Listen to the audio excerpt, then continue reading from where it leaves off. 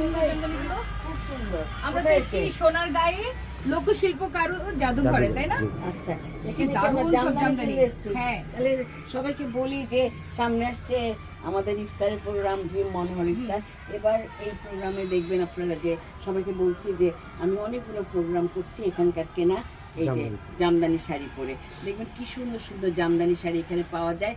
আর আমি আশা করব আমার এই শাড়িগুলো দেখলে আপনারা এবার সবাই জামদানির শাড়ি কিনবেন অনেক অনেক করে, ঈদে নিজেরা পরবেন। কি বলি রুমা? এবং অন্যকে গিফট দিবেন। অন্যকেও গিফট দিবেন। আমার পিছনে বসে আছেন আমার মামি, উনি ওয়াশিংটন ডিসি থেকে আমেরিকা থেকে এসেছেন।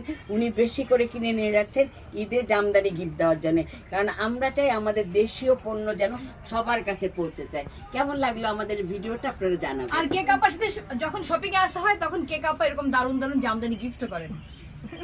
আসসালামু আলাইকুম।